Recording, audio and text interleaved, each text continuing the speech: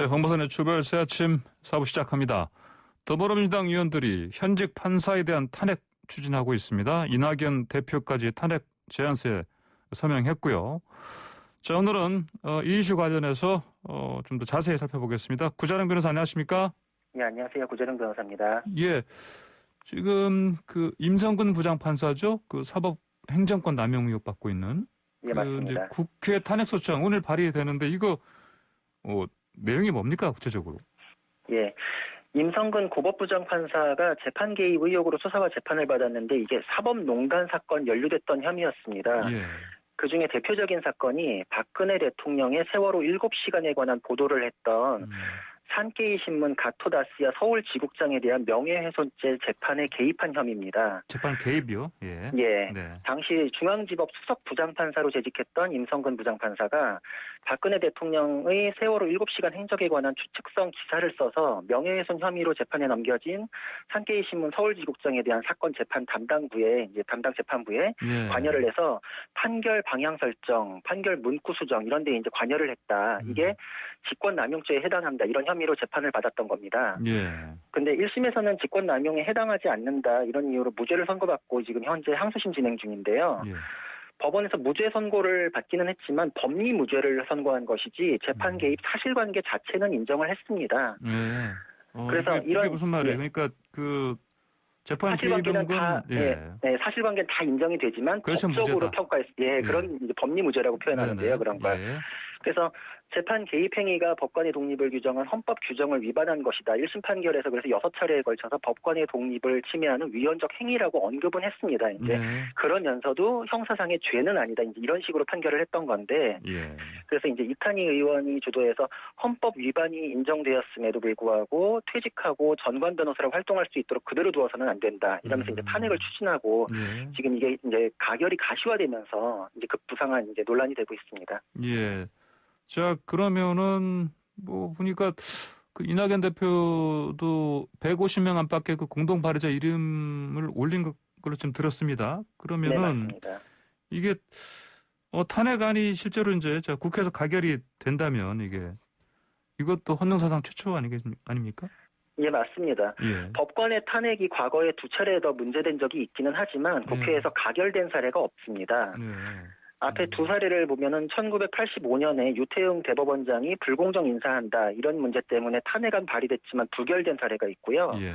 그리고 신영철 대법관이 광우병 촛불 집회 재판에 개입했다 이런 문제로 마찬가지로 민주당이 탄핵안 발의했었지만 국회에서 발의 72시간 이내에 표결도 못했었습니다. 그래서 안건이 자동 폐기된 사례가 있습니다. 네. 그리고 탄핵안 발의는 이번이 세 번째긴 한데 앞에 두 차례가 모두 대법관에 대한 것이라서 일선 법관에 대한 발의 자체도 최초고 만약에 가결이 되면 이거는 헌정사상 초유의 사례가 됩니다. 예, 일단 이게 이제 탄핵 발의해서 가결되는 것 자체가 기본적으로 이제 판사에 대해서는 처음이고요. 그렇죠. 예, 그리고 이제 발의하는 것 자체도 사실은 네, 이제 굉장히 드물고, 네, 드물고 이제 일선 법관에 대해서는 또 최초고. 최초고요. 예. 자, 그러면 아까 말씀하신 것 중에 그 두 번째 사례 같은 경우에는 72시간 내 표결 못해서 이제 자동 폐기된 건데, 자, 그것도 당연히 그 탄핵 절차에 들어가는 거 아니겠습니까? 예, 맞습니다. 예. 국회법 규정에 이제 절차들이 정해져 있는데요. 예. 탄핵안이 발의가 되면 국회법 130조가 탄핵소추안이 본회의에 보고된 뒤에 24시간 이후 72시간 이내에 표결을 하도록 정하고 있습니다. 예. 그리고 표결이 가결이 되면 헌법재판소에 탄핵안이 넘어가고요. 예. 이건 이제 검사의 기소와 유사한 개념입니다. 그리고 이제 탄핵안에 대해서 이제 헌법재판소에서 심리해서 탄핵 여부에 대한 결론을 내리는 이런 네. 이제 국회의 소추, 헌재의 심판 이런 이원적 구조와 절차를 갖고 있습니다. 예, 예.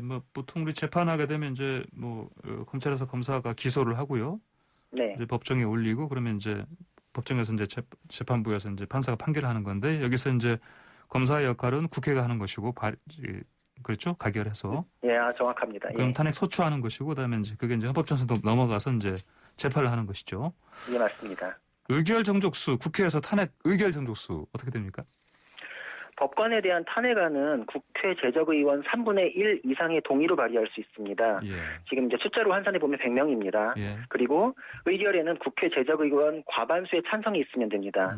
즉 이제 151명 동의가 있으면 가결이 예. 되는 것입니다. 예. 그래서 최소 151명만 있으면 되기 때문에 더불어민주당이 지금 180석 가까운 압도적 과반수 확보하고 있어서 숫자상으로는 예. 단독으로도 발의와 의결까지 모두 가능한 상황입니다. 예.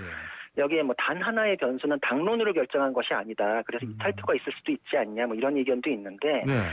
이낙연 대표 등 지도부가 승인을 하고 이낙연 대표가 지금 뭐 서명까지 했다 이런 것까지도 지금 언론 보도로 확인돼서 당론이랑 다름없는 거 아니냐 예. 이런 의견도 많고요. 네. 그리고 이탄희 의원이 탄핵 제안서에 지금 110명 이상 서명을 받았다 이렇게 지금 알려지고 있고 네. 지금 확정적으로 지금 뭐 확인된 건 아니지만 가결에 필요한 151명 거의 지금 근접한 숫자까지 모였다 이런 보도도 있습니다. 그래서 예.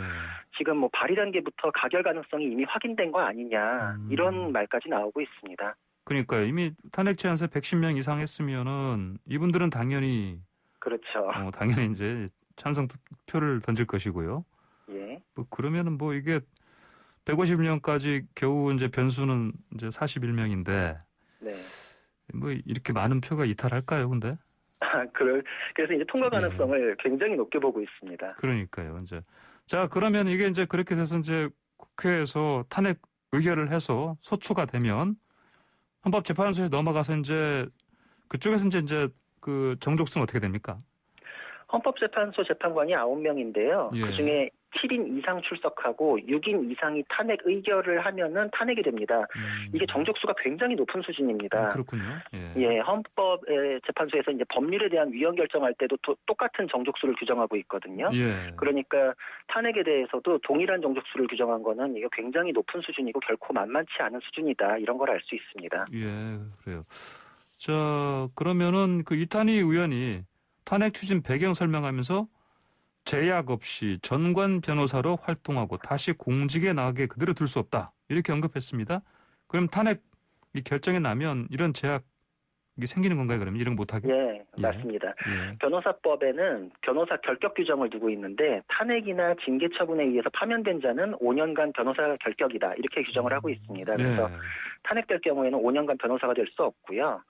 그리고 국가공무원법에도 파면된 사람은 5년간은 공무원이 될 수 없도록 자격 결격 사유로 규정을 하고 있습니다. 그래서 5년간 변호사, 공무원 모두 안 되고 예. 그리고 퇴직 급여도 삭감되는 제약을 받게 됩니다. 어허. 자, 그러면 이제 그 장본인 당사자인 임성근 부장판사는 뭐 입장은 안 내고 있습니까? 직접은 안 냈고 예. 지금 형사재판 항소심 이제 재판을 받고 있는데 그 변호인이 입장문을 냈습니다. 예. 그 내용을 보면은 임 판사에 대한 형사사건이 항소심에서도 지금 치열하게 공방이 벌어지고 있다. 그러니까 아직 평가가 확정되지 않았다. 예. 그리고 1심 판결을 전제로 하더라도 단순히 위헌적 행위라는 표현만 있을 뿐인데 결국은 무죄를 선고받았다. 예. 그러니까 탄핵이 요청되는 정도의 헌법 위반에는 해당된다고 볼 수 없다. 이런 주장을 했고요. 예.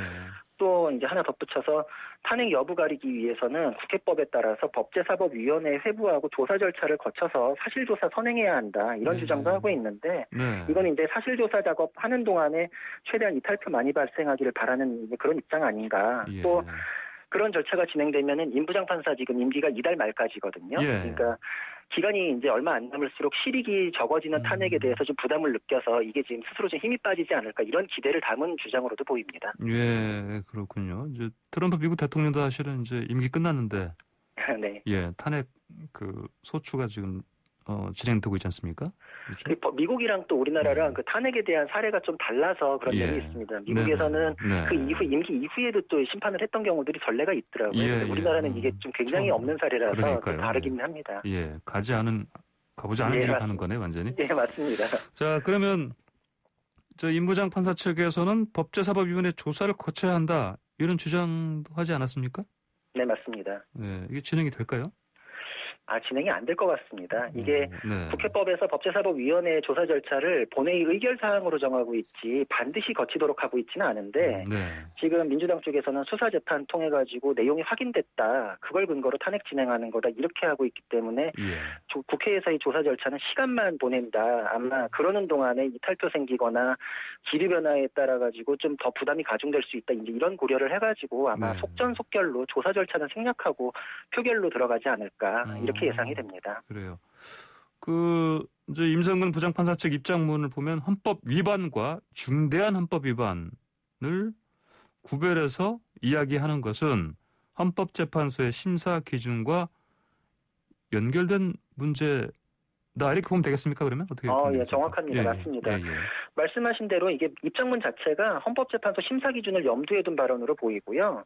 헌법재판소 이제 헌법에는 직무집행에 있어서 헌법이나 법률을 위배한 때 이렇게만 규정이 돼 있는데 네. 탄핵소추 사유에 대해서 실제 탄핵 결정이 내려지기 위한 수준에 관해서는 헌법재판소가 고 노무현 대통령 탄핵 심판 때 명확히 이제 그 기준을 밝힌 적이 있습니다. 네. 모든 법 위반의 경우가 아니라 공직자의 파면을 정당화할 정도로 중대한 법 위반의 경우를 말한다. 이렇게 설치를 했던 건데요. 예. 그래서 헌법재판소가 중대성 요건을 추가하고 있기 때문에 임성근 부장판사 변호인도 설령 헌법 위반이 정말 인정이 되더라도 탄핵할 만한 중대한 사안은 아니다. 이제 이렇게 이제 포석을 해놓는 거고 예. 이제 이건 가결 이후 절차까지도 염두에 둔 발언으로 보입니다. 네. 정말 중대한 잘못 이게 나와야만 탄핵이 가능할 것이다. 이렇게 봐야 되겠네, 그러면요. 그러면 예. 그 심사 기준 관련해서도 지금 탄핵소추 자체가 적절한지에 대한 또 논의도 나올 수 있지 않겠습니까? 예, 맞습니다. 방금 심사 기준이 사실 결론에 대한 것이긴 한데 예. 또 우리 이제 대응해서 생각해 보면 검사가 기소할 때도 무죄 가능성이 굉장히 높으면 그 형사 절차에 세우는 것 자체가 굉장한 불이익 아니냐. 예, 그렇죠. 이제 그런 것과 대응해 가지고 그럼 예. 중대한 헌법 위반이 그 자체로 안 보이면 이거를 심판을 올리는 것 자체에 대해서도 뭔가 상권 분립이나 이런 것 차원에서 좀 얘기가 있어야 되지 않냐. 이제 이런 논의에서 나오는 얘기인데요. 예. 뭐 형사재판 그 형사 판결문에서는 헌법 위반이 인정된다라고 했지만 그게 주문이 아니라 방론이라 가지고 그 법적으로 거기에는 이제 뭐 기판력이나 이제 이런 뭐 힘이 실어지지는 않습니다. 그래서 그 자체를 지금 심판 대상으로 삼았던 판결이 아닌데 이거를 가지고 헌법 위반에 대해서 중대한 헌법 위반까지 지금 있었던 걸로 이제 끌어낼 수 있냐. 이거에 대해서는 네. 찬성하는 쪽에서는 헌법 위반이 판결로 확인됐다. 이제 예. 여기에 방점을 찍고 반대하는 쪽에서는 무죄 선고된 거 보면은 결코 탄핵 사유까지는 아니다. 서로 다른 관점에서 그래서 주장을 하고 있습니다. 예, 그러니까 1심만 봐서는 뭐 그 위헌 요소가 있었지만은 그 무죄 선고했기 때문에 그렇죠. 그러니까요. 그 후자 쪽에 지금 더 좀 힘이 실릴 수 있겠다 생각이 듭니다 보니까. 그런 의견들이 굉장히 많고 이 근본적으로는 딱 그 쟁점을 찍어가지고 그걸 심판한 판결은 아니라 가지고 이게 지금 해석이 굉장히 많습니다. 네. 예. 자, 그러면 이제 임성근 부장판사가 그 판사 연임 신청을 하지 않았죠? 네, 맞습니다. 그럼 이게 소추 과정에 영향을 주지 않을까요? 예, 맞습니다. 영향이 있을 것으로 보이고요. 예. 법관의 임기는 10년으로 하고 그 이후에는 재임용 신청을 해서 다시 10년씩 연임이 되는 방식을 취합니다. 근데 임성근 부장판사는 작년까지 30년 근무했고 연임 대상자였는데 이런 논란들 의식해서인지 연임 신청을 하지 않았습니다. 그래서 그 임성근 부장판사 법관 임기가 2월달 요번 달 말에 이제 종료가 될 예정이고요. 공무원이 징계나 탄핵소추 청구된 경우에는 사직하지 못하게 하는 거 이제 그런 법이 다들 아실 텐데 임성근 부장판사 같은 경우에는 임기 만료로 법관 신분이 자동 종료되는 것이지 사직을 수리하는 어떤 처분을 해주는 게 아니라서 탄핵이 진행되는 동안에도 법관 상태가 유지되는 그런 사안이 아닙니다. 그래서 이달 말까지 민주당이 주도하는 국회 탄핵소추안은 가결될 가능성이 높지만 그 이후에 헌법재판소 심판 과정에서는 더 이상 법관이 아니라서 이게 소외이익이 없게 되는 문제가 있을 수 있습니다. 이게 소외이익이라는 게 이미 법관이 아닌 사람을 법관직에서 탄핵하는지 여부를 심판하는 게 실익이 있느냐 이런 문제인데 헌법재판소 심판 대상이 된 이후에 탄핵 대상자가 법관이 아니라면 아마 소외이익이 없다는 이유로 각하될 가능성이 높습니다. 그렇군요. 자, 이 탄핵 추진에 대해서 뭐 삼권 분립 위반이다, 뭐 사법부 장악을 위한 유연적 처사다 이런 비판도 좀 나옵니다. 예, 맞습니다. 야권에서는 법원 길들이기다 이런 이제 맹비난을 하고 있습니다. 최근 여권 인사와 관련한 판결에서 연이어 유죄 판결이 선고된 것과 연결지어서 사법부에 대한 위협구 던지면서 길들이기 하는 거 아니냐 이제 이런 비판을 하는 건데 예. 특히 임성근 부장판사가 이제 한 달도 안 남았거든요 이제 네. 임기가. 네. 근데도 지금 추진하는 게 도대체 무슨 실익을 위한 것이냐 오히려 임 부장판사 개인에 대한 것이 맞냐 아니면 이걸 본보기로 사법부에 대해서 어떤 경고 메시지 주는 거 아니냐 예. 이제 이런 비판이고 뭐 물론 이제 민주당에서는 서른 의원이 얼마 전에 이제 앵커님이랑 인터뷰에서 이제 예. 180석 주신 국민의 뜻으로 본다 이렇게 말했던 것도 굉장히 화제됐던 걸로 알고 네. 있는데 네. 민주당에서는 사유가 있는데 추진 안 하는 게 국민에 대한 임무를 방기하는 거다 이제 이렇게 설명을 하면서 이제 입장을 밝히고는 있습니다. 법적으로 어떻게 봐야 되겠습니까? 법적으로 분석해 보면은 그 뭐 헌법에 규정된 것이고 또 무죄가 되긴 했지만 형사 기소됐던 거 이런 것들이 있으니까 예. 뭐 추진을 하는 거에 대해서 법적으로 지금 그 자체를 위헌이다 이렇게 보기까지는 네. 좀 어려워 보이긴 합니다. 네. 근데 탄핵이라는 게 원래 정치적인 문제, 법적인 문제가 결합되어 있는 영역이거든요. 예. 그래서 이거는 당론으로 지금 사실상 추진하는 걸로 보이는데 당론은 아니다라고 하는 게 이제 네. 정치적인 역풍도 지금 염두에 두고 이제 발언을 하는 것으로 보이기 때문에 네. 이거 결국은 추진한 쪽에서는 정치적인 책임을 지는 영역에서의 문제로 봐야 할 것 같고 예. 다만 한 가지 짚어야 할 것은 이런 의심과 비판에 대해서도 타당성이 있다. 이거는 좀 경청을 해야 하지 않을까. 최근 판결들에 대해서 개개의 판결에 대해서 불만을 표출하면서 이게 법관 개인에 대한 그 뭐 신상 공개, 예. 뭐 네. 비판, 심지어는 국회의원 차원에서 탄핵 얘기가 나온 적도 있거든요. 예. 근데 판결이 마음에 안 든다고 법관 개인에 대해서 이렇게 하는 것들은 네. 재판의 독립에 대한 것들이 굉장히 침해될 수 있는 부분인데 예. 지금까지의 그런 부분 때문에 이 탄핵 절차가 연이어서 그럼 이거 이후엔 그렇게 될 수 있지 않냐라는 거에 대해서는 네. 네. 그 먼저 발언에 대해서는 좀 서로 좀 조심했어야 하지 않나 네. 예, 그런 의견입니다. 알겠습니다. 오늘 말씀 잘 들었습니다. 감사합니다. 예, 감사합니다. 네, 지금까지 구자룡 변호사였습니다.